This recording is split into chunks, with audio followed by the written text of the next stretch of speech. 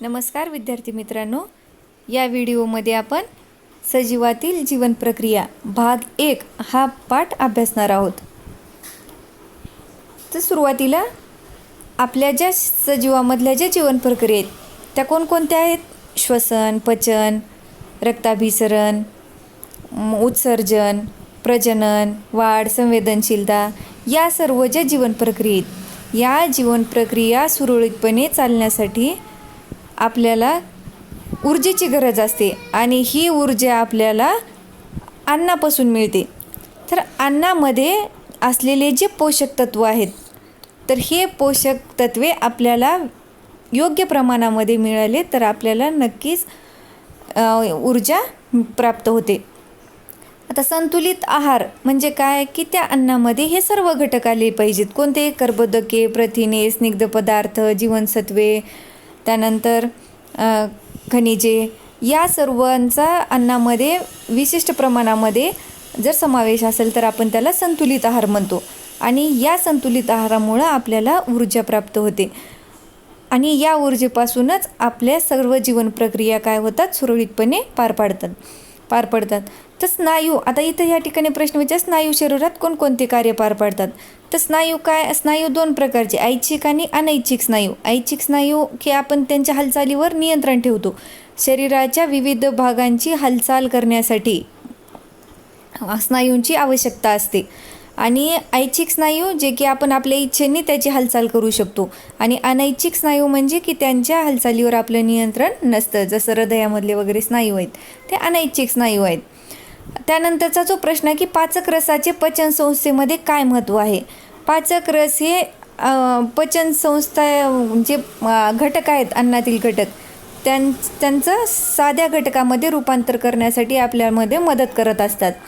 तसेच मानवी शरीरामध्ये तयार होणारे जे टाकाऊ पदार्थ आहेत त्यासाठी शरीराबाहेर टाकण्यासाठी कोणती संस्था कार्यरत असते? तर ती कोणती संस्था आहे? उत्सर्जन संस्था कार्यरत असते. आणि ऊर्जा निर्मिती प्रक्रियेत रक्ताभिसरण संस्था कशी कार्य करते? आता तुम्हाला माहिती आहे की रक्तामध्ये ऑक्सिजन असतं, तर रक्ताभिसरण संस्थेमार्फत पूर्ण शरीराला ऑक्सिजनचा पुरवठा रक्तातून होत असतो.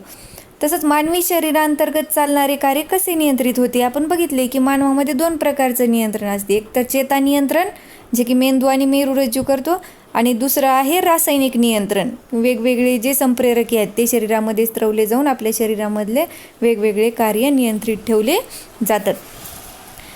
त्यानंतर सजीव आणि जीवन प्रक्रिया की मानवी शरीरात अनेक प्रकारच्या संस्था अविरतपणे कार्य करत असतात.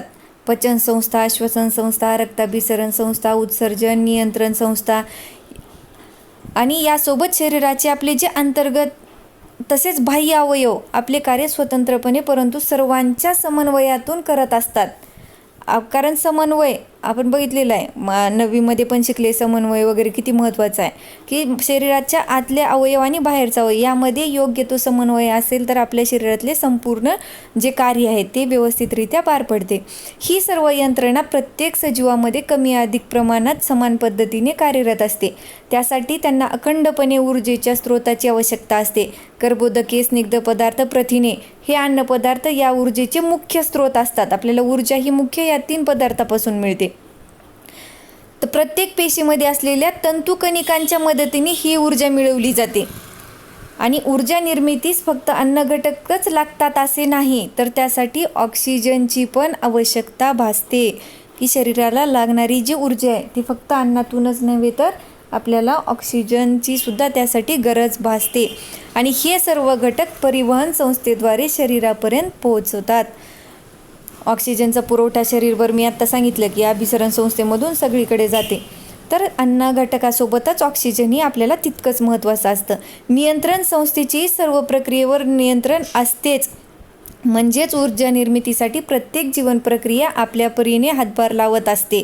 आणि ह्या सर्व ज्या प्रक्रिया आहेत, आता या ठिकाणी पचन संस्था, अभिसरण संस्था यामधला समन्वय सांगितलं आहे, पण या ज्या कार्यावर सुद्धा नियंत्रण ठेवणारी कोण आहे? ही नियंत्रण संस्था आहे. तर या सर्वांमध्ये समन्वय असणं आवश्यक आहे आणि प्रत्येक जीवन प्रक्रिया ही आपापल्या परीने त्यामध्ये हातभार लावत असते. या प्रक्रियाच्या कार्यासाठी ऊर्जेची गरज भासतेच.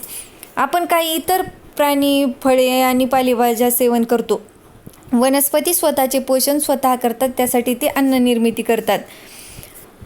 काही अन्न ते स्वतः वापरतात, तर उर्वरित अन्न फळे, पाने, खोड, मूळ यासाठी साठवून ठेवतात. हे सर्व वनस्पती पदार्थांचे आपण सेवन करतो आणि त्यापासून आपल्याला सर्व पोषक द्रव्ये म्हणजे कोणते, कर्बोदके, प्रथिने, स्निग्ध पदार्थ, जीवनसत्वे, खनिजे आपण त्या अन्नातून मिळवतो. तर त्यानंतर आहे सजीव आणि ऊर्जा निर्मिती. ह्या ठिकाणी तुम्हाला एक मानवी श्वसन संस्थेची आकृती दिलेली आहे की तिला व्यवस्थित नावं देऊन तुम्ही ती आकृती पूर्ण करू शकता. श्वसन संस्थेची नाक, मूक, घसा, स्वरयंत्र, त्यानंतर फुफ्फुसे, त्यानंतर हे वायुकोश, त्यानंतर हे स्नायुमय पटल. तर हे सर्व जे आहेत हे श्वसन संस्थेचे काय वेगवेगळे अवयव आहेत.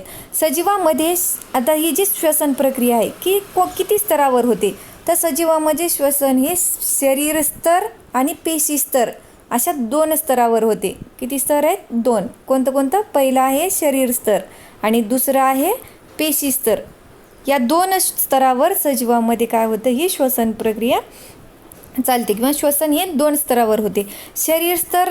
शरीर स्तरावर होणाऱ्या श्वसनात ऑक्सिजन आणि कार्बन डायऑक्साईड या वायूंची शरीर आणि सभोवतालचे वातावरण यामध्ये देवाणघेवाण होते. म्हणजेच आपण ऑक्सिजन शरीराच्या आत घेतो आणि कार्बन डायऑक्साईड वायू बाहेर टाकतो. तर याला शरीर स्तरावरचे श्वसन म्हणतात. तर पेशी स्तरावरच्या श्वसनामध्ये काय होतं की आपण जे अन्नपदार्थ घेतो तर त्या अन्नपदार्थाचे ऑक्सिजनच्या मदतीने अथवा त्याच्या विना ऑक्सिडीकरण केले जाते. म्हणजे शरीर स्तरावरचं श्वसन म्हणजे वायूंची देवाणघेवाण आहे, ऑक्सिजन आणि कार्बन डायऑक्साईड. आणि पेशी स्तरावरचं जे श्वसन आहे त्यामध्ये आपण जे अन्नपदार्थ जे घेतलोत त्याचं ऑक्सिजनच्या मदतीने ऑक्सिश्वसन, ज्याला आपण काय म्हणू, ऑक्सिजनच्या मदतीने होणारं श्वसन म्हणजे ऑक्सिश्वसन, आणि त्याच्या विना म्हणजे विनॉक्सिश्वसन. या दोन्ही पद्धतीनं काय होतं, अन्नपदार्थाचं ऑक्सिडीकरण केलं जातं. तर हे 2 प्रकारचे जे आहेत श्वसनाचे आपल्यासाठी काय 2 स्तर आहेत. आपण जे अन्नपदार्थ खातो त्यातील प्रामुख्याने कर्बोदकांचा उपयोग मुख्यत्वे दररोज आवश्यक असणारी ऊर्जा मिळवण्यासाठी केला जातो. ही ऊर्जा ATPच्या स्वरूपात मिळवली जाते. ATP म्हणजे काय, ॲडिनोसिन ट्रायफॉस्फेट. त्यासाठी पेशीमध्ये ग्लुकोज या कर्बोदकाचे टप्प्याटप्प्याने ऑक्सिडीकरण केले जाते. कर्बोदके म्हणजे कोण, हे ग्लुकोज. तर त्या ग्लुकोजचं काय केलं जाते, टप्प्याटप्प्याने ऑक्सिडीकरण केलं जाते. यालाच पेशी स्तरावरील श्वसन म्हणतात. जे आपण 2 जे स्तर बघितले, शरीर स्तर आणि पेशी स्तर, त्या पेशी स्तरामध्ये मुख्य प्रक्रिया काय होते की ही जी ATPच्या स्वरूपात जी ऊर्जा मिळवतो ती कशी मिळवतो, तर जे हे कर्बोदक जे आहे म्हणजेच कोण, ग्लुकोज, याचं काय केलं जातं, टप्प्याटप्प्याने ऑक्सिडीकरण करून ऊर्जा मिळवली जाते. त्यालाच पेशी स्तरावरील श्वसन असे म्हणतात. सजीवामध्ये पेशी स्तरावर होणारे श्वसन 2 प्रकारचे असते. आता हे पेशी स्तरावर सुद्धा होणारं किती प्रकारचे आहेत, 2. पहिलं कोणतं म्हणले मी, ऑक्सिश्वसन, जे की ऑक्सिजनच्या सानिध्यामध्ये होतं. आणि दुसरं आहे विनॉक्सिश्वसन, की त्यासाठी ऑक्सिजनची गरज लागत नाही. हे 2 प्रकार म्हणजे ऑक्सिश्वसन, ऑक्सिजन भाग घेतो म्हणजे ऑक्सिजनची गरज असते, आणि विनॉक्सिश्वसन म्हणजे ऑक्सिजन भाग घेत नाही. ऑक्सिश्वसनामध्ये 3 टप्प्यामध्ये ग्लुकोजचं ऑक्सिडीकरण होतं. आता आपल्याला ह्या 2 प्रमुख प्रकारामध्ये पेशी श्वसनाचे जे 2 प्रकार आहेत, ऑक्सिश्वसन आणि विनॉक्सिश्वसन, त्यामध्ये आपल्याला ऑक्सिश्वसनाचे मुख्य टप्पे बघायचे. तर ऑक्सिश्वसनामध्ये किती टप्पे आहेत, एकूण 3. पहिला कुठला आहे, ग्लुकोजचं विघटन, म्हणजेच त्याला इंग्लिशमध्ये ग्लायकोलिसिस म्हणतात. दुसरा आहे ट्रायकार्बॉक्झिलिक आम्ल चक्र, त्याला शास्त्रज्ञाच्या नावावरून शास्त्रज्ञावरून क्रेब चक्र किंवा क्रेब सायकलसुद्धा म्हणतात. आणि तिसरा आहे इलेक्ट्रॉन वहन साखळी अभिक्रिया. तर ह्या 3 टप्प्यामध्ये काय होतं, ग्लुकोजचं ऑक्सिश्वसनाच्या माध्यमातून विघटन होतं. तर आता बघू आपण की ग्लुकोजचं विघटन किंवा ग्लायकोलिसिस म्हणजे काय, की पेशीद्रव्यात घडणाऱ्या पेशीमध्ये आपल्याला माहिती आहे या ठिकाणी काय असतं, हे केंद्रकाच्या बाजूने पेशीद्रव्य असतं. पेशीद्रव्यात घडणाऱ्या या प्रक्रियेमध्ये ग्लुकोजच्या एका रेणूचे टप्प्याटप्प्याने विघटन होऊन पायरुविक आम्ल, आता ग्लुकोज म्हणजे कोण असते रे, C6H12O6 म्हणजेच कोण, ग्लुकोज. तर या ग्लुकोज 6 कार्बन असलेल्या ग्लुकोजचे टप्प्याटप्प्याने विघटन होऊन पायरुविक आम्ल तयार होतं. पायरुव्हिक आम्ल हे 3 कार्बन असलेला रेणू आहे. इथे 6 कार्बन आहेत. पायरुव्हिक आम्लामध्ये 3 कार्बन असतात.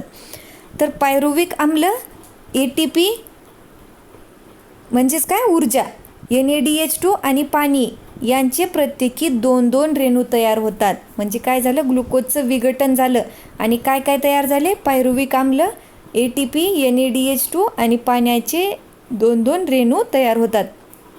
या प्रक्रियेत तयार झालेले पायरुव्हिक आम्लाचे रेणू त्यानंतर ॲसिटिल कोएन्झाईम A या रेणूमध्ये रूपांतरित केले जातात. आता ग्लुकोजपासून काय तयार झालं होतं, पायरुव्हिक आम्ल. आणि या आता पायरुव्हिक आम्ल 3 कार्बन असलेल्या ज्या पायरुव्हिक आम्ल आहेत, म्हणजे पहिलं आपलं उत्पादित काय ग्लायकोलिसिसमध्ये, हा पायरुव्हिक आम्ल आहे. आणि ह्या पायरुव्हिक आम्लाचं पुन्हा विघटन कशामध्ये होते, ॲसिटिल कोएन्झाईम A मध्ये होतं. पायरुव्हिक आम्लाचं कशामध्ये होतं, पायरुव्हिक आम्लाचे रेणू ॲसिटिल कोएन्झाईम A या रेणूमध्ये रूपांतरित केले जातात. आणि या प्रक्रियेवेळी कार्बन डायऑक्साईडचे 2 रेणू आणि NaDH2चे 2 रेणू तयार होतात. लक्षात, म्हणजे एकूण ग्लुकोजचं विघटन होत असताना पहिला टप्पा काय, पायरुव्हिक आम्ल तयार होतं. आणि पायरुव्हिक आम्ल तयार होत असताना ऊर्जा ATP, NaDH2 आणि पाण्याचे रेणू तयार होतात. नंतर पायरुव्हिक आम्लाचं रूपांतर कशामध्ये होतं, ॲसिटिल कोएन्झाईम A आणि त्याचं रूपांतर होत असताना कार्बन डायऑक्साईडचे 2 रेणू आणि NaDH2चे रेणू तयार होतात. आपण हे असं साखळीच्या रूपामध्ये पण, चक्राच्या रूपामध्ये पण दाखवू शकतो. इथं C6H12O6 किंवा ग्लुकोज नाव द्या. ह्या ठिकाणी काय देणार तुम्ही, मग काय तयार होतं त्याच्यापासून, पायरुव्हिक आम्ल. पायरुव्हिक आम्ल तयार होत असताना काय काय तयार झालेलं आहे, या ठिकाणी ATP ऊर्जा तयार झालेली आहे, NaDH2 तयार झालेला आहे. त्यानंतर पायरुव्हिक आम्लापासून पुन्हा खाली दाखवून काय दाखवता येतं तुम्हाला, हे ॲसिटिल कोएन्झाईम A. आलं लक्षात.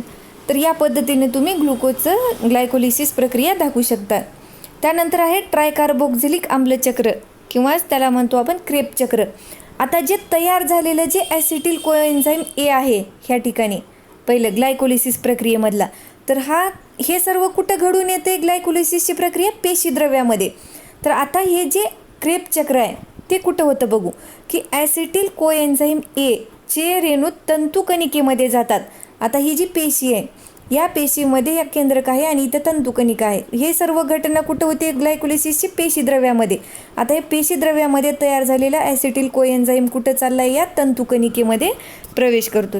त्या ठिकाणी काय होतं बघू आपण, की ॲसिटिल कोएन्झाईम Aचे रेणू तंतुकणिकेमध्ये जातात. तेथे त्यावर ट्रायकार्बोक्झिलिक आम्लचक्र ही चक्रीय अभिक्रिया राबवली जाते. तर या अभिक्रियेद्वारे ॲसिटिल कोएन्झाईम Aच्या रेणूतील ॲसिटिलचे पूर्णपणे ऑक्सिडीकरण केले जाते. त्या ॲसिटिलचं काय होतं, पूर्णपणे ऑक्सिडीकरण होतं आणि त्यापासून कार्बन डायऑक्साईड, पाणी, NaDH2, FADH2 आणि ATPची रेणू, म्हणजे हेच काय सर्व ऊर्जा आहे, ऊर्जा निर्मिती होते. NaDH2चे रेणू, FADH2 आणि ATPचे रेणू तयार होतात. आणि ही प्रक्रिया कुठं होते, का क्रेब चक्राची तंतुकणिकेमध्ये होते. आणि तिसरा जो मुद्दा आहे तो कोणता आहे, इलेक्ट्रॉन वहन साखळी. तर यामध्ये काय होतं, की इलेक्ट्रॉन वहन साखळी अभिक्रिया सुद्धा तंतुकणिकेमध्ये राबवली जाते. ह्या ठिकाणी बघा, ही तंतुकणिका दाखवलेली आहे या ठिकाणी तुम्हाला. तर ॲसिटिल कोएन्झाईम A जेव्हा पायरुव्हिक आम्लापासून ॲसिटिल कोएन्झाईम A झाल्यानंतर ते तंतुकणिकेमध्ये काय होतं, त्याचं पूर्ण ऑक्सिडीकरण होतं आणि त्याच्यापासून पूर्ण NaDH2, FADH2चे रेणू तयार झालेले तुम्हाला या ठिकाणी दिसत असतील आणि कार्बन डायऑक्साईड वायू बाहेर पडलेलं. तर इलेक्ट्रॉन वहन साखळी म्हणजे काय, की इलेक्ट्रॉन वहन साखळी ही सुद्धा तंतुकणिकेमध्ये राबवली जाते. वरील सर्व प्रक्रियेच्या वेळी झालेल्या NaDH2च्या प्रत्येक रेणूपासून हा जो तयार झालेला जो NaDH2चे जे रेणू आहेत, तर ह्या NaDH2च्या रेणूपासून 3 NaDH2च्या एका रेणूपासून किती ATP तयार होतात, 3 ATP तयार होतात एका NaDH2 पासून. आणि FADH2च्या एका रेणूपासून 2 ATPचे रेणू तयार होतात. FADH2 पासून किती, 2 ATP आणि NaDH2च्या रेणूपासून 3 ATP. अशा प्रकारे आपली ATP म्हणजे काय, ऊर्जा तयार होते. NaDH2च्या प्रत्येक रेणूपासून 3 आणि FADH2च्या प्रत्येक रेणूपासून 2 ATPचे रेणू मिळतात. या प्रक्रियेमध्ये ATPच्या रेणू व्यतिरिक्त पाण्याचेही रेणू तयार होतात. अशा पद्धतीने म्हणजे ऊर्जा शेवटी काय मिळाली, आपल्याला ऊर्जा मिळालेली आहे. म्हणजे ऑक्सिश्वसन ही जी 3 टप्पे झाली ऑक्सिश्वसनाची, त्यामध्ये आपल्याला उत्पादित काय काय भेटलं, एकतर ATPच्या स्वरूपामध्ये ऊर्जा मिळाली, कार्बन डायऑक्साईड आणि पाणी हे काय ऊर्जेबरोबर तयार होतात. तर अशा पद्धतीने ऑक्सिश्वसनामध्ये ग्लुकोजचे पूर्ण ऑक्सिडीकरण विघटन होते आणि ऊर्जेबरोबर म्हणजेच ATPच्या बरोबर काय काय तयार झालेलं आहे, कार्बन डायऑक्साईड आणि पाण्याचे रेणू आपल्याला मिळतात. तर ह्या ठिकाणी ATP आणि NADH2 FADH2 हे काय आपण थोडक्यात अभ्यासू. ATP काय, ॲडेनोसिन ट्रायफॉस्फेट हा ऊर्जेने संपृक्त असा रेणू असून त्यात फॉस्फेटचे 3 रेणू असतात. P म्हणजे फॉस्फेट, त्याचे 3 रेणू एकमेकांना ज्या बंधांनी जोडलेले असतात त्या बंधामध्ये ऊर्जा साठवलेली असते आणि या रेणूंचा पेशीमध्ये आवश्यकतेनुसार साठा ठेवलेला असतो. रासायनिकदृष्ट्या ATP हा ॲडेनोसिन रायबोन्यूक्लिओसाइडपासून तयार झालेला ट्रायफॉस्फेटचा रेणू असून, ट्रायफॉस्फेट म्हणजे 3 फॉस्फेट, त्यात ॲडेनिन हा नत्रयुक्त रेणू, ॲडेनिन आपण हे नाव DNA पण ऐकलेलं आहे. ॲडेनिन हा नत्रयुक्त रेणू नायट्रोजन बेस, रायबोज म्हणजेच कोण C5H10 आणि O5 ही पेंटोज शर्करा आहे व 3 फॉस्फेटचे रेणू असतात. ह्या ठिकाणी तुम्हाला आकृतीमध्ये दिसेल इथे व्यवस्थित ATPची रचना जी आहे, रायबोज ॲडेनिन ही रचना ॲडेनिनची आहे. हे 5 पेंटोज शर्करा म्हणलेलं 5 कोण दिसत असेल तुम्हाला, हे रायबोज शर्करा आणि ही 3 फॉस्फेटचे रेणू, यामध्ये जो बंध आहे तो ऊर्जेने संपृक्त असतो. जास्त ऊर्जेचे फॉस्फेट बंध ही एकूण ATPची रचना आहे खाली जी दाखवलेली आहे. हा असा ATP तयार झालेला असतो. तर यामध्ये मेन कोण कोण आहे, ॲडेनिन, त्यानंतर पेंटोज, रायबोज ही पेंटोज शर्करा आहे आणि 3 फॉस्फेटचे बंध, पेंटोज शर्करा व 3 फॉस्फेटचे रेणू असतात. ऊर्जेच्या आवश्यकतेनुसार ATPमधील फॉस्फेटच्या रेणूमधील बंध तोडून ऊर्जा मिळवली जाते, म्हणून ATPला ऊर्जेचे चलन असे म्हणतात. हा फॉस्फेटमधला बंध तोडून काय मिळवली जाते आपल्याला, ऊर्जा, म्हणून ATPचे चलन किंवा करन्सी आपण कशाला म्हणतो, ATPला म्हणतो. हा एक फॉस्फेटचा बंध तोडून इथं काय तयार झालं आहे, ADP तयार झाले. बघा इथे ATP फुल बॅटरी चार्ज दिसायले आपल्याला आणि इकडे ADP म्हणजे थोडी ऊर्जा कशी आहे, थोडी कमी आहे, कारण एक फॉस्फेट कसा झाला, एक बंध कमी झालेला आहे. ॲडिनोसिन डायफॉस्फेट, ADP म्हणजे काय, ॲडिनोसिन डायफॉस्फेट, डाय म्हणजे 2, यामध्ये किती फॉस्फेट आहेत, इथं बघा 2च फॉस्फेट आहेत त्या ठिकाणी आकृतीमध्ये, इथं 2च फॉस्फेट आहेत आणि एक मुक्त झालेली ही काय ऊर्जा आहे. तर हे ATP. उपासमार, उपोषण यासारख्या अपवादात्मक परिस्थितीमध्ये शरीरात जर कर्बोदकाचा साठा कमी पडत असेल तर ऊर्जा मिळवण्यासाठी शरीरातील स्निग्ध पदार्थ आणि प्रथिनांचा वापर केला जातो.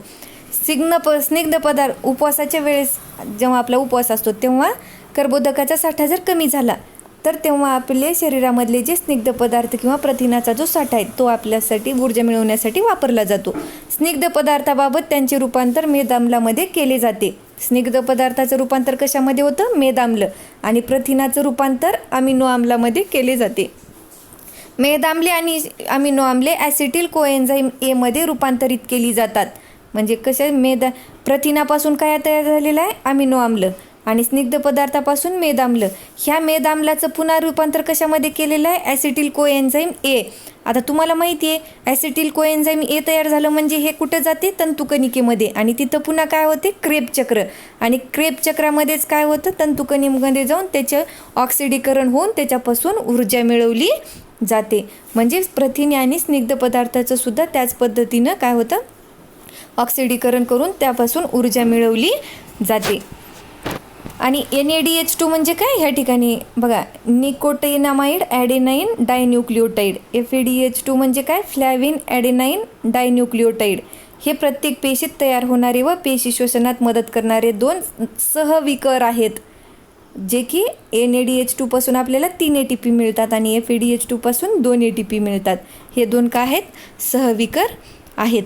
तर या व्हिडिओमध्ये आपण ग्लुकोजचं विघटन हे अभ्यासलेलं आहे. आता ह्या ठिकाणी प्रथिनांचं जे मी आत्ता सांगितले वर की जेव्हा कर्बोदकांचं कार्य कमी होतं किंवा ग्लुकोज एकूण आपल्याला एकंदर ह्या आकृतीमध्ये दाखवलेलं आहे की कर्बोदके म्हणजे कोण, ग्लुकोज. त्यांचं काय, ग्लुकोजचं काय होतं, विघटन म्हणजे कोण, ग्लायकोलिसिस. पहिला जो आपला तयार झालेला जो पदार्थ आहे तो कोण आहे, उत्पादित आपला पायरुविक आम्ल. ह्या पायरुविक आम्लाचं नंतर रूपांतर कशामध्ये होतं, ॲसिटिल कोएन्झाईम एमध्ये. ॲसिटिल कोएन्झाईम नंतर कशामध्ये जातं, तंतुकेनिकेमध्ये. आणि तिथं काय तयार होतं, हे क्रेब चक्र, त्याचं क्रेब चक्र, त्याच्यामध्ये त्याचं पूर्ण ऑक्सिडीकरण होऊन काय तयार होतं, कार्बन डायऑक्साईड, पाणी आणि ऊर्जा. हे एकंदर ग्लायकोलिसिसची प्रक्रिया आपल्याला काय दाखवलेली आहे, या आकृतीमध्ये दाखवलेली आहे किंवा या तक्त्यामध्ये दाखवलेली आहे. आणि आत्ताच आपण सांगितलं की जेव्हा उपासमार असते त्यावेळेस प्रथिने आणि स्निग्ध पदार्थापासून सुद्धा हेच पद्धत होते की स्निग्ध पदार्थाचं रूपांतर कशामध्ये होतं, मेदाम्ल, आणि प्रथिनाचं रूपांतर अमिनो आम्लामध्ये. आणि यांचं रूपांतर नंतर कशामध्ये होतं, ॲसिटिल कोएन्झाईम एमध्ये डायरेक्ट, आणि पायरुविक आम्लामध्ये होत नाही. ॲसिटिल कोएन्झाईम ए म्हणजे पुन्हा काय सुरू झालं, त्याचं क्रेब चक्र, आणि पुन्हा त्याचं ऑक्सिडीकरण झाल्यानंतर कार्बन डायऑक्साईड, पाणी आणि ऊर्जा मुक्त होते. तर ही एकूण ऊर्जा आपल्या शरीरामध्ये कशी मुक्त होते याचं काय आपल्याला आकृतीद्वारे या दाखवलेलं आहे. ह्या आकृतीवर बऱ्याच वेळेस परीक्षेमध्ये प्रश्न पण विचारला गेलेला आहे. धन्यवाद.